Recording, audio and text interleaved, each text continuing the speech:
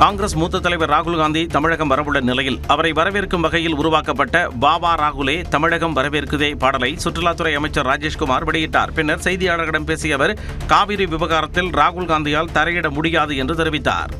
இருக்கக்கூடியது BJP government 12 வருஷமா இருக்கு. அவங்கள்ட்ட தானே நீங்க இந்த கேள்வியை கேட்கணும். எங்களை பொறுத்தவரையில தமிழ்நாடு காங்கிரஸ் கமிட்டி தமிழ்நாடு மக்களுக்கான நிலைப்பாடு எடுத்திருக்கு. அதுல நாங்க உறுதியா இருக்கோம். கடலூர் மாவட்டம் வடலூரில் வள்ளலார் சத்தியஞான சபையின் பெருவெளியில் அமைக்க திட்டமிடப்பட்டிருந்த வள்ளலார் சர்வதேச மையம் கைவிடப்பட்டதாக இந்து சமய அறநிலையத்துறை சென்னை உயர்நீதிமன்றத்தில் தெரிவித்துள்ளது.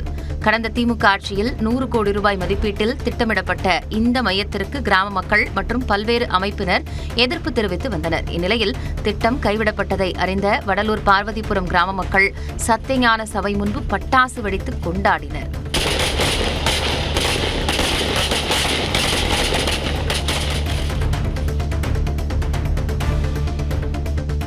வேலூர் மாவட்டம் அடுக்கம்பாறையில் உள்ள அரசு மருத்துவமனையில் ஊழியர் ஒருவர் லஞ்சம் வாங்கக்கூடிய வீடியோ வெளியாகி பரபரப்பை ஏற்படுத்தியுள்ளது. ஒடுக்கத்தூர் அருகே உள்ள மலை கிராமத்தை சேர்ந்த ஒருவர் தற்கொலை செய்த நிலையில் அவருடைய உடல் பிரேத பரிசோதனைக்காக அடுக்கம்பாறை அரசு மருத்துவமனைக்கு கொண்டு செல்லப்பட்டது. அப்போது பிணவரையில் இருந்த ஊழியர் ஒருவர் உயிரிழந்த நபரின் உறவினரிடம் லஞ்சம் கேட்டு பெற்றார். இந்த காட்சிகள் தற்போது இணையத்தில் வேகமாக பரவி வருகின்றன. மதுரையை அடுத்த திருமங்கலத்தில் குறுக்கே வந்த டிராக்டர் மீது மோதாமல் இருக்க வளைத்த பொழுது கட்டுப்பாட்டை இழந்த லாரி கவிழ்ந்ததில் 6 பெண்கள் காயமடைந்தனர். கப்பலூர் காலனி அருகே லாரி வந்தபொழுது டிராக்டர் ஒன்று குறுக்கே வந்ததாக தெரிகிறது. டிராக்டர் மீது மோதாமல் இருக்க லாரியை ஓட்டுநர் திருப்பிய பொழுது கட்டுப்பாட்டை இழந்து சாலையில் கவிழ்ந்தது. விபத்தில் லாரியில் பயணித்த ஓட்டுநர் மற்றும் 6 பெண்கள் காயமடைந்தனர்.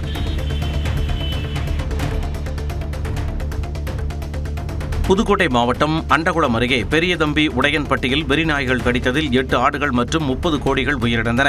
விவசாயத்தை கைவிட்டு கால்நடைகள் வளர்த்து வந்த சூசைராஜ், நட்சத்திரம் ஆகியோரின் கொட்டகைக்குள் புகுந்து 5க்கும் மேற்பட்ட வெறிநாய்கள் ஆடு கோழிகளை கடித்து குதறியுள்ளன. இதில் சுமார் 1,50,000 ரூபாய் மதிப்பிலான கால்நடைகள் உயிரிழந்ததாக கூறப்படுகிறது. வெறிநாய்களை பிடித்து அப்புறப்படுத்துவதுடன் உரிய இழப்பீடு வழங்க வேண்டும் என பாதிக்கப்பட்டவர்கள் கோரிக்கை விடுத்துள்ளனர். தேனியில் நீதிமன்ற காவலில் இருந்து தப்பிய கைதியை 2 மாதங்களுக்கு பின் காவல்துறையினர் கைது செய்தனர். போடியை அடுத்த படூர் கிராமத்தைச் சேர்ந்த விக்னேஷ் திருட்டு உள்ளிட்ட வழக்குகளில் சிறையில் இருந்த நிலையில் கடந்த ஏப்ரல் மாதம் மருத்துவமனை அழைத்துச் சென்று திரும்பும் பொழுது தலைமறைவானார். இது தொடர்பாக விசாரணை நடத்திய காவல்துறையினர் சோத்துப்பாறை அணை பகுதியில் தலைமறைவாக இருந்த விக்னேஷை மடக்கி பிடித்தனர். சென்னை வேப்பேரியில் நீட் தேர்வை ரத்து செய்ய வலியுறுத்தி திராவிடர் கழகம் சார்பில் நடத்த திட்டமிடப்பட்ட 2 சக்கர வாகன பேரணிக்கு காவல்துறை அனுமதி மறுத்ததால் பேரணி தற்காலிகமாக ஒத்திவைக்கப்பட்டது. இதுகுறித்து பேசிய திராவிடர் கழக துணைத் தலைவர் கலி பூங்குன்றன் 8 நாட்களுக்கு முன்பே அனுமதி கோரிய நிலையில் கடைசி நேரத்தில் மறுப்பது சட்ட ரீதியாக தவறு என குற்றம் சாட்டினார். கன்னியாகுமரி மாவட்டம் நாகர்கோவில் கோட்டாறு ரயில்வே குடியிருப்பில் ரயில்வே ஊழியர் வீட்டின் கதவை உடைத்து கொள்ளையடிக்கப்பட்டுள்ளது. பாலுசாமி பணிக்கு சென்ற நிலையில் அவரது மனைவி மேனகா வீட்டை பூட்டிவிட்டு வெளியே சென்றுள்ளார். திரும்பி வந்து பார்த்தபொழுது கதவு உடைக்கப்பட்டிருந்தது. பீரோவில் இருந்த 13 சவரன் தங்க நகைகள், வெள்ளி கொலுசு மற்றும் 2,500 ரூபாய் பணம் கொள்ளையடிக்கப்பட்டது தெரியவந்தது. கோட்டாறு போலீசார் சிசிடிவி காட்சிகளை ஆய்வு செய்து விசாரித்து வருகின்றனர். திருச்சி ஸ்ரீரங்கம் அருகே வண்டல்மண் எடுக்க அனுமதி வழங்க 4,000 ரூபாய் லஞ்சம் கேட்ட பொதுப்பணித்துறை அதிகாரி கைது செய்யப்பட்டார். முடிக்கண்டத்தைச் சேர்ந்த எட்வர்ட் என்பவரிடம் நீர்வளத்துறை பணி ஆய்வாளராக பணியாற்றும் லோகநாதன் லஞ்சம் கேட்டதாக கூறப்படுகிறது. இதுகுறித்து எட்வர்ட் அளித்த புகாரின் பேரில் லஞ்ச ஒழிப்புத்துறை போலீசார் ரசாயனம் தடவிய பணத்தை வழங்க ஏற்பாடு செய்தனர். அலுவலகத்தில் லஞ்ச பணத்தை பெற்றபொழுது லோகநாதனை போலீசார் கையும் கடவுமாக கைது செய்து விசாரணை நடத்தி வருகின்றனர். சென்னையில் முதலமைச்சர் செல்லும் ECR சாலையில் பாதுகாப்பு பணியில் ஈடுபட்டிருந்த 11 காவலர்களுக்கு வாந்தி மயக்கம் ஏற்பட்டது. வீராபுரம் 3வது பெட்டாலியன் A கம்பெனியைச் சேர்ந்த 53 காவலர்கள் பாதுகாப்பு பணியில் ஈடுபட்டிருந்த நிலையில் அவர்களுக்கு பெட்டாலியன் கம்பெனி உணவகத்தில் சமைக்கப்பட்ட சிக்கன் பிரியாணி மதிய உணவாக வழங்கப்பட்டது. உணவில் பல்லி விழுந்ததாக கூறப்படும் நிலையில் பிரியாணி சாப்பிட்ட 11 பேருக்கு உடல்நலக்குறைவு ஏற்பட்டது. அனைவரும் திருவான்மையூர் மாநகராட்சி மருத்துவமனையில் சிகிச்சை பெற்றனர். ராமநாதபுரம் மாவட்டம் சாயல்குடி அருகே ஒச்சத்தேவன் கோட்டை கிராமத்தில் 50 ஆண்டுகளுக்கு மேலாக குடிநீர், பேருந்து, தெருவிளக்கு உள்ளிட்ட அடிப்படை வசதிகள் இல்லாமல் மக்கள் அவதிப்பட்டு வருவதாக குற்றச்சாட்டு எழுந்துள்ளது.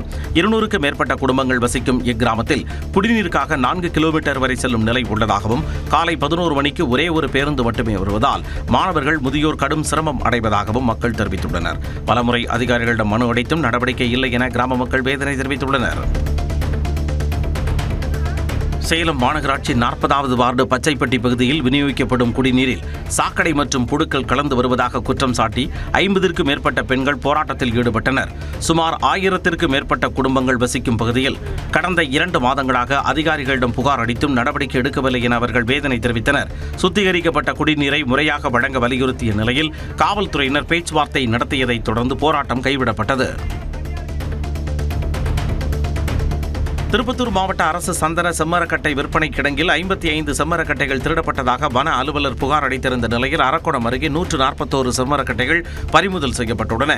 3.75 டன் எடையுள்ள இந்த கட்டைகளின் மதிப்பு 1,07,00,000 ரூபாய் என தெரிவிக்கப்பட்டுள்ளது. கடத்தல் தொடர்பாக திருத்தணியைச் சேர்ந்த பூவரசனை கைது செய்த தனிப்படை போலீசார் அவரது தகவலின் பேரில் கார் ஷெட்டில் பதுக்கி வைக்கப்பட்டிருந்த செம்மரக்கட்டைகளை பறிமுதல் செய்தனர். 55 கட்டைகள் திருடு போனதாக புகார் அளிக்கப்பட்ட நிலையில் 141 கட்டைகள் பறிமுதல் செய்யப்பட்டிருப்பது குழப்பத்தை ஏற்படுத்தியுள்ளதால் விசாரணை தீவிரமடைந்துள்ளது. விருதுநகர் மாவட்டம் பத்ராயிருப்பு அருகே மேற்கு தொடர்ச்சி மலைப்பகுதியில் அமைந்துள்ள சதுரகிரி சுந்தர மகாலிங்கம் கோவிலில் வரும் ஆகஸ்ட் 12ஆம் தேதி ஆடி அமாவாசை திருவிழா நடைபெறவுள்ளது. லட்சக்கணக்கான பக்தர்கள் வருகை தரவிருக்கும் நிலையில் விழாவுக்கான முன்னேற்பாடுகளை சிறுவில்லிபுத்தூர் சட்டமன்ற உறுப்பினர் கார்த்திக் ஆய்வு செய்தார். தற்காலிக பேருந்து நிலையம் மற்றும் அடிவார பகுதியில் செயல்பட்டுள்ள ஏற்பாடுகள் குறித்து கோவில் நிர்வாகிகளுடன் ஆலோசனை நடத்தினார். டாடா குடும்பத்தின் ஆபரண பிராண்டான தனிஷ்க் ஆடி பண்டிகையை முன்னிட்டு நவீன தமிழ் பெண்களுக்காக மல்லிகை பூவால் ஈர்க்கப்பட்ட நறுமுகை அன்கட் வைர ஆபரண தொகுப்பை அறிமுகம் செய்துள்ளது. சென்னையில் நடைபெற்ற நிகழ்ச்சியில் டைட்டன் நிறுவனத்தின் ஆபரண பிரிவு தலைமை செயல் அதிகாரி அருண் நாராயண் உள்ளிட்டோர் புதிய தொகுப்பை அறிமுகம் செய்தனர். 18 கேரட் தங்கத்தில் அன்கட் வைரங்களை கொண்டு உருவாக்கப்பட்டுள்ள இந்த தொகுப்பில் நெக்லஸ், கம்மல், வளையல், மோதிரம் உள்ளிட்ட பல்வேறு வடிவமைப்புகள் இடம்பெற்றுள்ளன. ஆபரணங்களின் விலை 40,000 ரூபாயில் இருந்து தொடங்குகிறது. First time we are presenting a collection of uncut diamonds. It's a beautiful collection, very very affordable from 40,000 rupees onwards. தமிழகத்தில் இருந்து பிற மாநிலங்களுக்கு கருங்கல், ஜல்லி, எம்சான் உள்ளிட்ட கனிமங்களை கொண்டு செல்ல விதிக்கப்பட்டுள்ள 3 மாத கால தடையை நீக்க கோரி உயர்நீதிமன்ற மதுரை கிளையில் பொதுநல மனு தாக்கல் செய்யப்பட்டுள்ளது.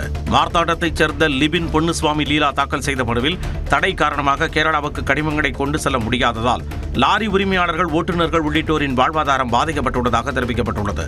மனு நீதிபதிகள் சி.வி. கார்த்திகேயன், ஆர். சக்திவேல் அமர்வில் விசாரணைக்கு வரவுள்ளது. நாமக்கல் மாவட்டம் வெப்படை பகுதியில் தனியாக இருந்த சம்பூரணம் என்ற மூதாட்டியை கொடூரமாக கொலை செய்து தங்க நகைகள் மற்றும் பணத்தை கொள்ளையடித்துச் சென்ற இளைஞரை காவல்துறையினர் 2 மணி நேரத்தில் கைது செய்தனர். மூதாட்டியின் வீட்டில் கபோர்ட் வேலை செய்த தினேஷ் என்பவரே இந்த கொலையை செய்தது விசாரணையில் தெரிய வந்ததை அடுத்து திருச்செங்கோட்டில் பதுங்கியிருந்தவரை தனிப்படை போலீசார் சுற்றி வளைத்து பிடித்தனர். சம்பவத்தில் அவரது சகோதரருக்கும் தொடர்பு இருக்கலாம் என கூறப்படும் நிலையில் போலீசார் தொடர்ந்து விசாரித்து வருகின்றனர்.